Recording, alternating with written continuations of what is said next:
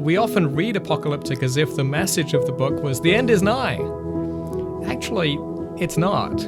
If the end is nigh, you are thrilled in those circumstances. We're almost done with all of this suffering. Yeah, then, please, Lord, come back now. What you need and what Apocalyptic supplies is, how do I get through this if the end is not nigh? If I still have years to go, if I still have many of my family members to watch being martyred in front of my eyes, how do I survive that? And that's what Apocalyptic gives us.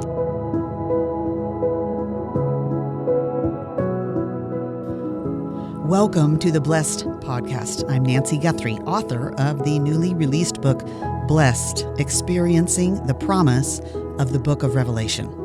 Revelation begins and ends with the promise that those who hear and keep what is written in it will be blessed. And we want that blessing.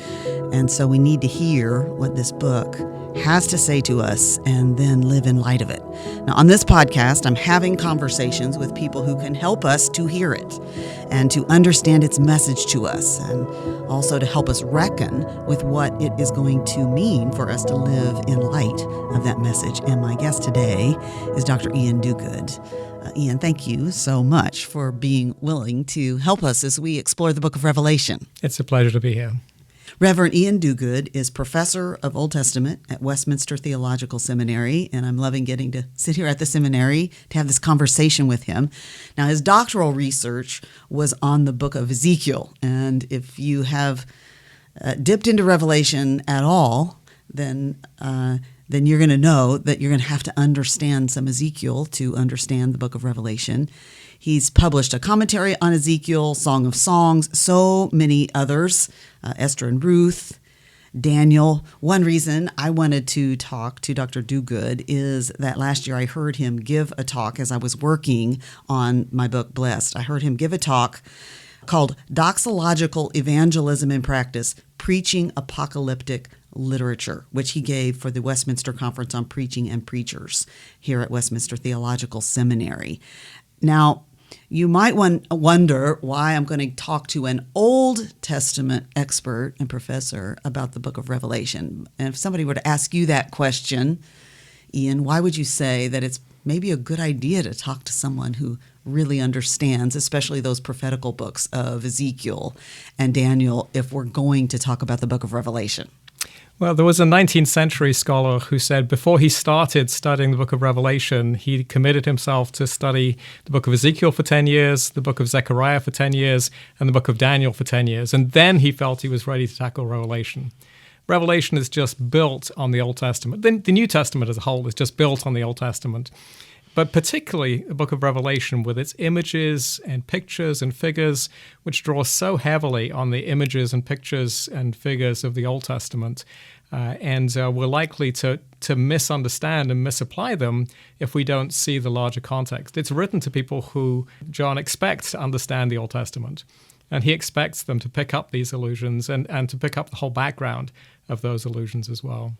Yeah, and that's a difference maybe for us as a modern audience, isn't it? Because I think about most of my life, honestly, the books I have probably avoided the most for a lot of my life were books like Ezekiel, maybe not Daniel, because the first half of it is a great story, right? So we kind of know the first half of Daniel, but a book like Zechariah, I mean, we avoid those because they seem kind of intimidating, kind of challenging.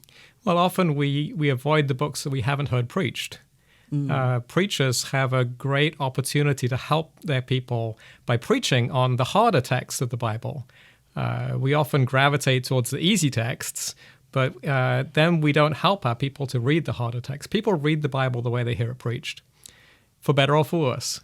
And so if all of the preaching is, here are 5 tips for your spiritual life, you're never going to get into the latter part of Daniel or Zechariah or Ezekiel, because that's not what those books are about. But those books are vital to help us at different times of the Christian life. And if we're not prepared to know how to read them, then we won't have them in our arsenal ready to use when we actually come to need them. And so these books we're talking about in the Old Testament, they include this particular literary genre type of apocalyptic. And so maybe one reason we don't read them and are challenged by Revelation is that's just such a unique genre of literature. I mean, poetry has its challenges, narrative. Maybe that's a little bit easier for us, or at least we think so, to follow a story and to try to get the point. And so maybe a good place for us to begin is simply to define what we mean when we talk about apocalyptic literature. Right. So apocalyptic literature depicts the ending of the current age of chaos and strife and turmoil, and its replacement with a final eschatological age of peace and joy and happiness. It's addressed to people who are suffering and persecuted. We often read apocalyptic as if the message of the book was, the end is nigh. Actually, it's not. If the end is nigh, you are thrilled in those circumstances. We're almost done with all of this suffering. Yeah, then, please, right? please, Lord, come back now.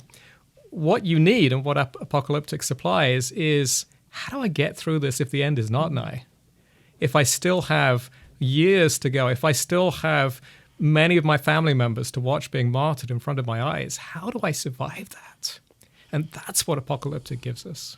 But it doesn't tell us very straightforwardly, or at least in the way maybe we want it described to us. It uses strange creatures and this otherworldly kind of imagery. So maybe that's what's so off-putting to us about it. Right. Yes. And if you think, we think of a propaganda as a kind of negative word, but if you think of the positive aspect of propaganda, of communicating hope, imagine yourself in an occupied Dutch village in the Second World War, and the Nazis are everywhere. You're not worried about the most beautiful village in the Netherlands campaign that your village has won the last 10 years. That's all gone. The Nazis want you to believe this is the way it will be forever. Resistance is useless, you will be assimilated, as the Borg put it in Star Trek. What you need to do is to maintain hope that there is a different future, that this is not the way the rest of the story goes. And the way often you see that communicated is in caricatures. And so when you depict the Nazis, you depict them in very Indiana Jones-ish terms. I mean, they are the ultimate bad guys. And when you depict the allies who you hope are going to come and rescue you, there's no black and white there. They're the good guys. Even though the real allies, when they come and rescue you, will be anything but that. But in order to maintain hope, you view them as the knight in shining armor. And that's another image, isn't it, from fairy tales? Because you need to make this sharp disjunction between good and evil, between the present and the future. And all of that with the goal of maintaining hope that what you see is not what you get, that this present evil age is not the end of the story, that there is a happy ending for those who remain faithful. And that's the payoff pitch for Apocalyptic is stay faithful, stay in the game, give it all you've got. It is worth it. You will never regret in eternity the sacrifices you made for Christ and the gospel. And in the face of opposition that is in your face, that is massacring people in front of you, that is pulling your fingernails out, it's not enough just to say, oh, yeah, heaven is a real place.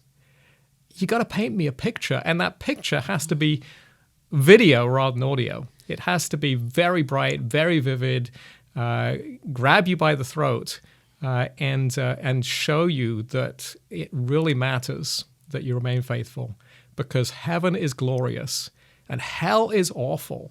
And whatever you suffer in order to get into heaven and to avoid going to hell will be absolutely worth it on that last day. And thereby the vividness. When you talk about grab you by the throat, we maybe read some of these passages and we just think, this is so strange, I can't understand it. And you're saying it's meant to grab us by the throat with this vivid image and shake us a bit, right? Right. Yeah, I think often we get too caught up in the details. Well, it's an impressionist painting, right? If you get too close to impressionist painting, all you see is dots of color. You have to step back a bit and see the whole.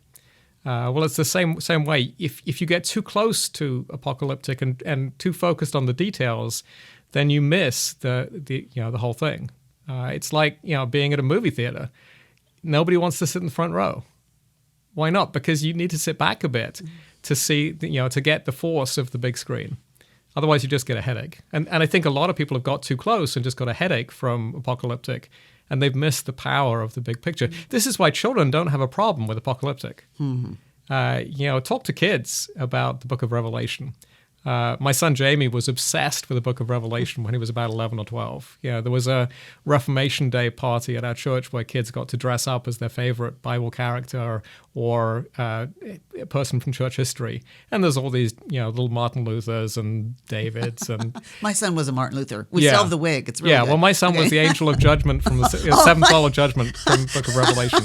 I'd like to see the picture of that. He was always a little different kid. But he was fascinated by it because he saw the big picture. This is an amazing battle in which God wins, and it's glorious. And he got that. And, since he's taught the book of Revelation to middle school retreat because kids get it. They understand it.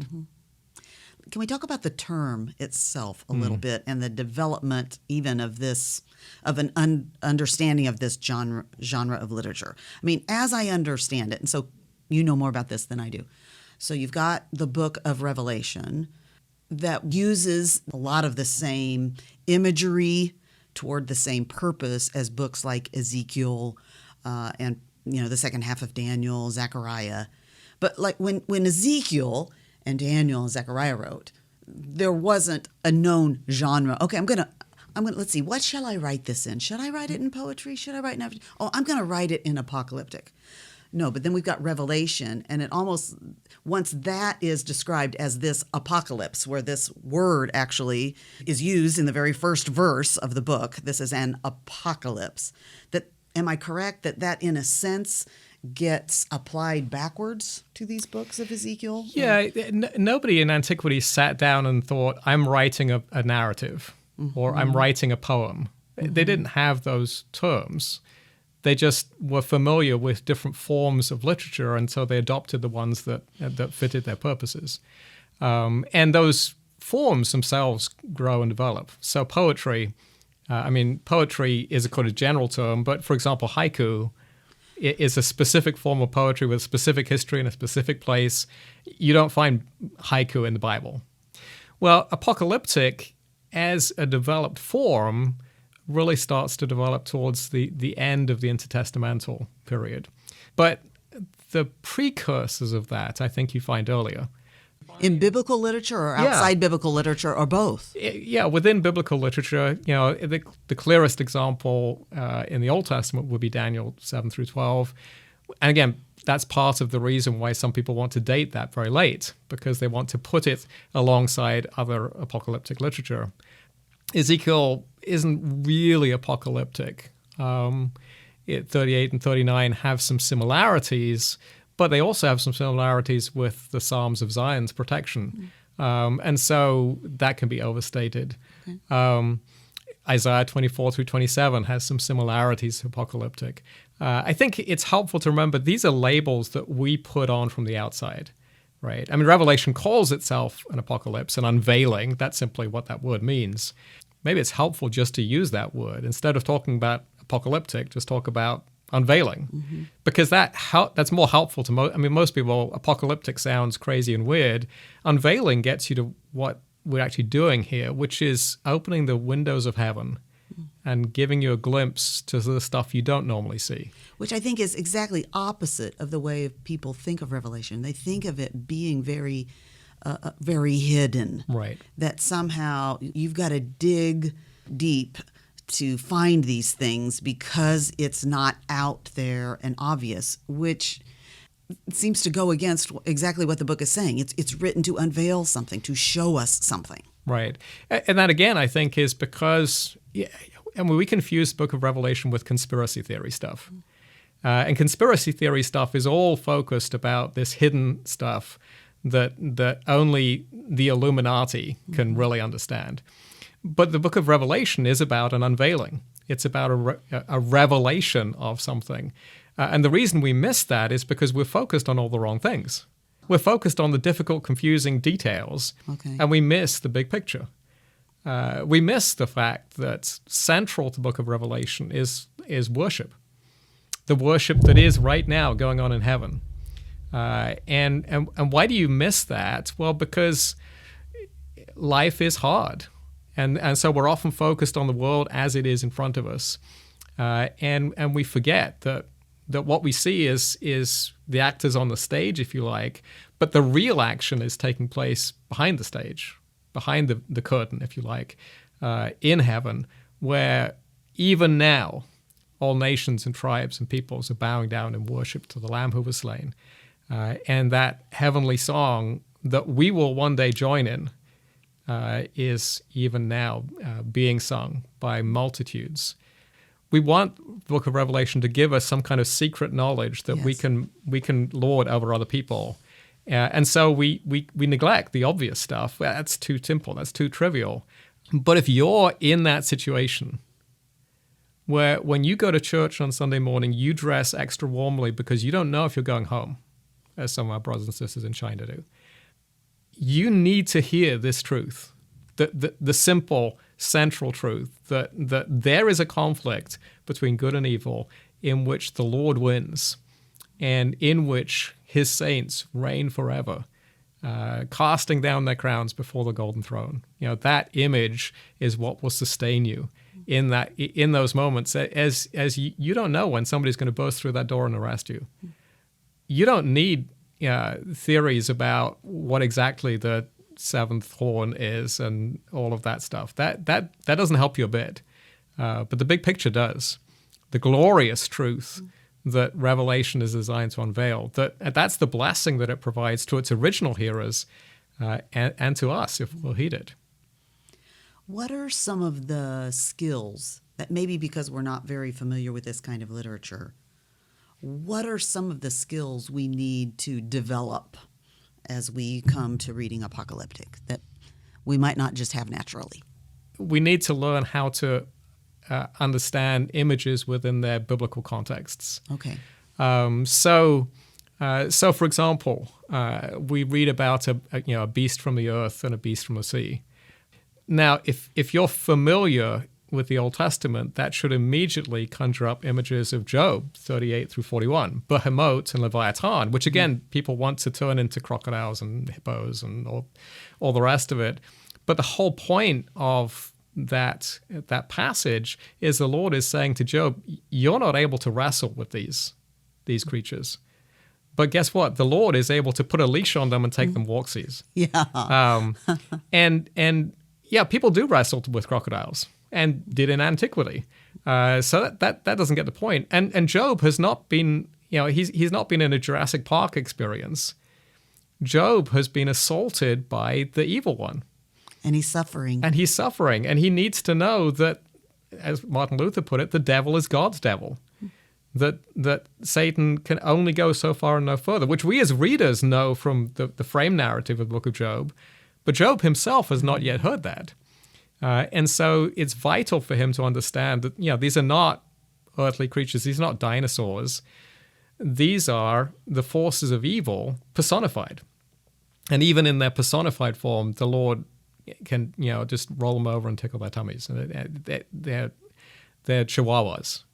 They're not wolves. So we see something like beast. Right. And we go back to the Old Testament, and we can see it in Job, and we can see it elsewhere, this satanic evil that's at work in the world, but that we actually realize God has total control over. Right.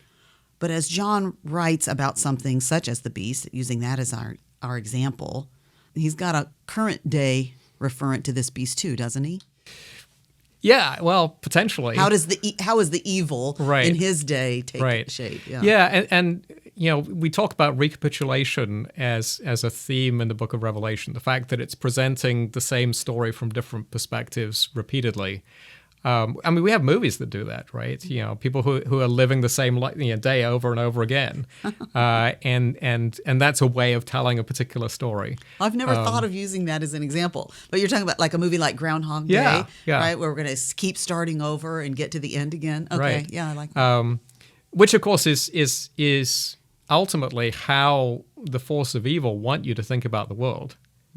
The whole point of movies like that is that eventually the hero breaks out. Yeah. There is a there is an eschatological future. There's a meaningful life beyond that. And that's part of the message of Apocalyptic.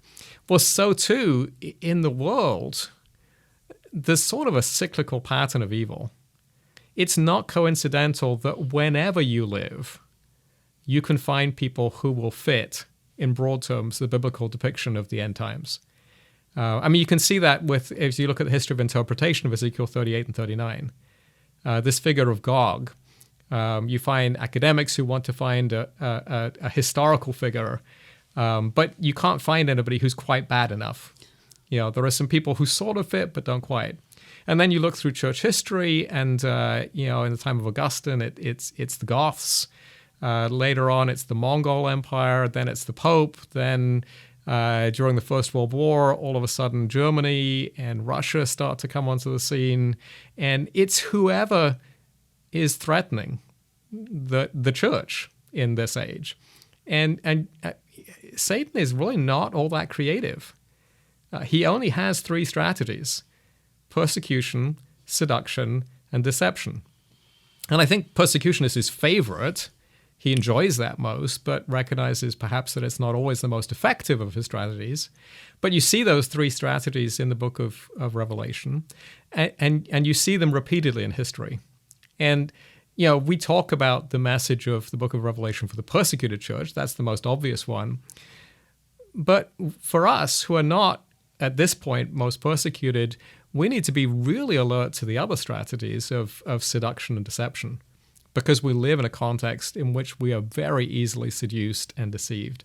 And Apocalyptic has a message for those people too, for us in that sense. You read through the 7 letters in chapters 2 and 3.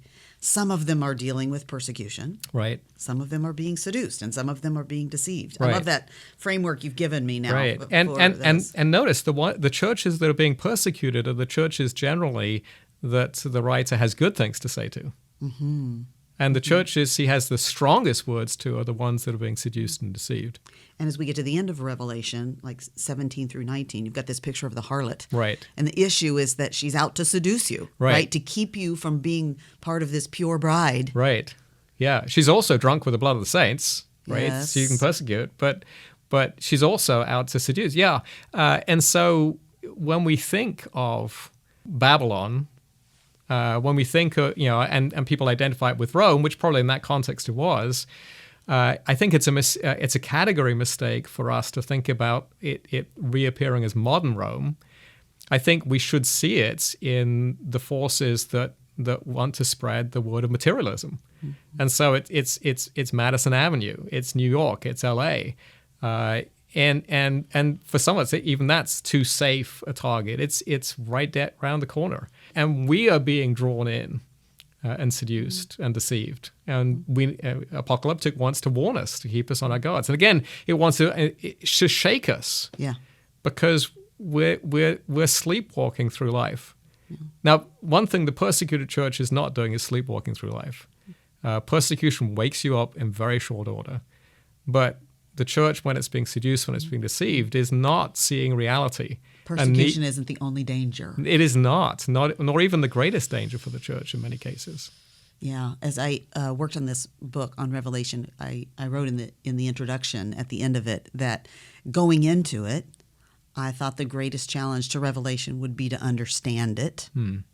But that now I think the greatest challenge of Revelation is to live out its call to patient endurance of suffering and to remain free of compromise. Right. This call over and over again to not be seduced, to not compromise. That's where the rubber meets the road, I think, in my life. Right. And in so many people's lives as we live in a place where persecution, we might point to maybe being misunderstood or maligned or whatever. Maybe we want to quickly call that persecution. Probably not. Right. In light of what, the larger world. But I think for most of us, this being lulled into compromise and being deceived. Right. Yeah, we're afraid of the wrong things. Yeah. We're afraid of somebody coming in with a rifle, putting it to our head and saying, renounce Christ or die.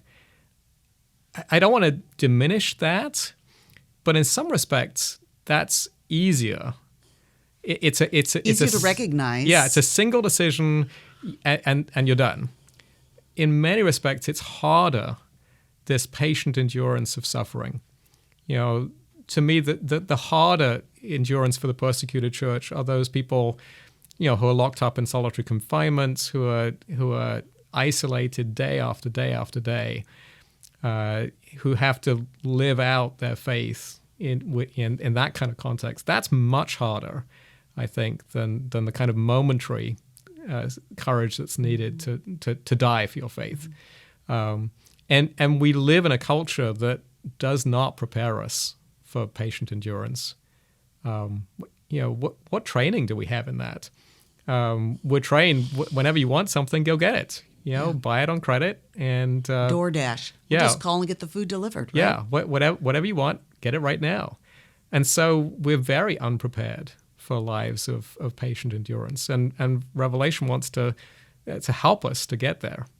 You said in your lecture that the purpose of Apocalyptic is to comfort and exhort the faithful, which I think most people, when they think about apocalyptic literature, sadly, they don't think of that being at the heart of it. Rather than reveal something, they think about it being very hidden or covered up. And rather than comforting, they actually think about it as scary. Right. Yes. Well, a lot of people were raised on thinking of the book of Revelation as a scary book, because this fear that at any moment the Lord, could rapture His church, and if you're not ready, then you're going to get left behind, and all of that kind of thing, leaves people with this terrified sense of, I've got to discern the time so I can figure out, the day when the Lord is going to come and rapture His church. There's very little comfort that I've heard in that kind of preaching. And, the exhortation is certainly an exhortation to turn to Christ, which is a good thing. But it does seem to be a fear-driven exhortation. It's not the comfort that, that God sees what's going on. Theodicy, that the justification of God is never far from the surface of Apocalyptic. And how could it be when you're watching friends and family members die for their faith? What is God up to? The cry of the martyrs. How long, O Lord, before you avenge our blood? That's a reflection of the cry of the suffering church.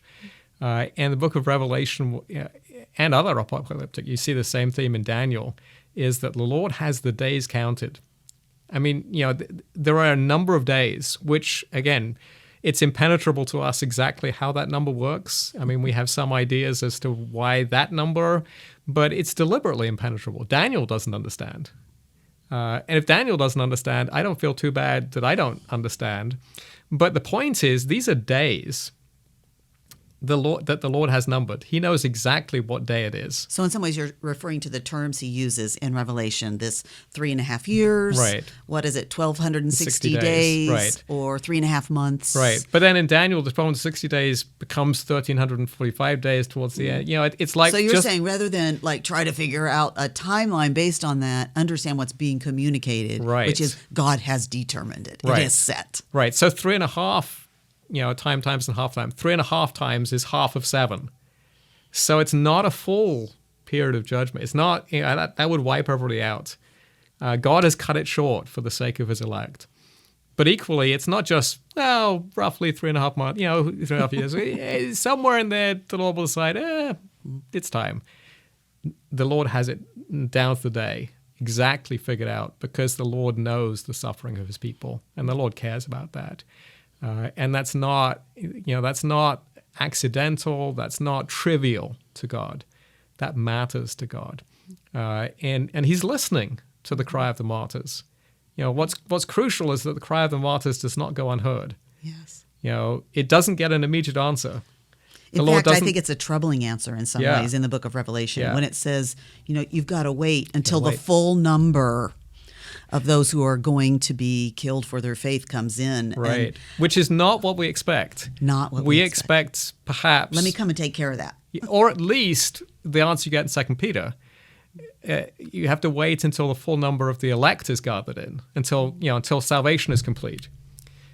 But no, the Lord says until the full number of the martyrs is complete. In other words, there's something uniquely glorifying to God about people giving up their lives for the sake of Christ and the gospel. What a counterintuitive message.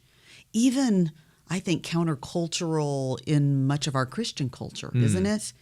Where Christianity is about this thing we apprehend to make our lives work right. Right. And I guess that's part of my point in calling the book Blessed. I think Revelation shows us a very different picture than what the world tells us about what a blessed life looks like. Right. Yeah, we call our churches Thrive or Elevation or something. We don't call it Martyrs.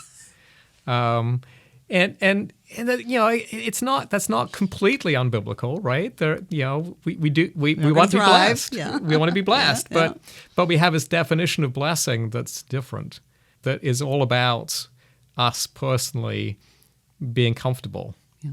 I mean, when people say, have a blessed day, what they really mean is be comfortable today. I hope things go well. They don't say, they're not thinking, I hope you get martyred today. And yet, to those whom John is writing, who are blessed, many of them are facing that kind of persecution. 7 blessed statements in the book of Revelation. Blessed are those who die in the Lord. Right.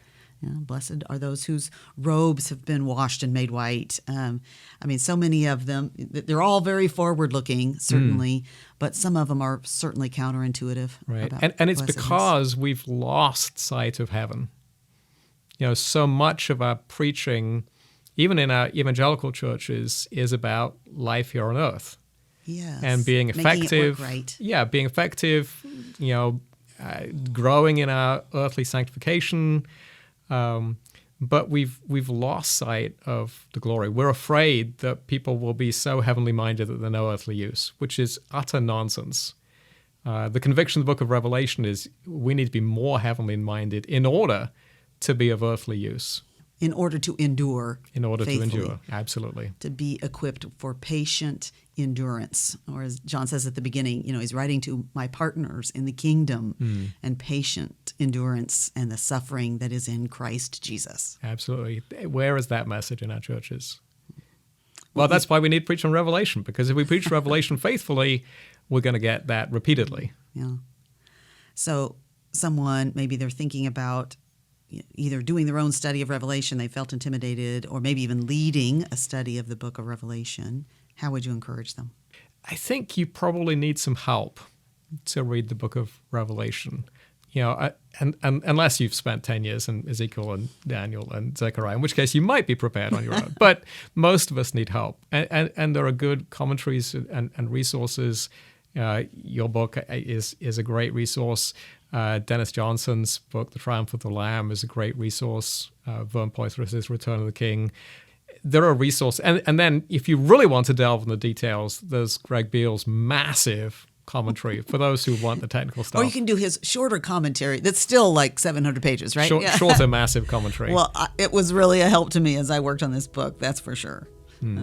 Well, thank you, Dr. Duguid. Thank you so much for sharing your wisdom and insight into this kind of literature and into God's Word. I'm really grateful for the way God has made you and the mind He's given you and the heart He's given you and the ability He's given you to communicate these important truths of the gospel. Thank you very much.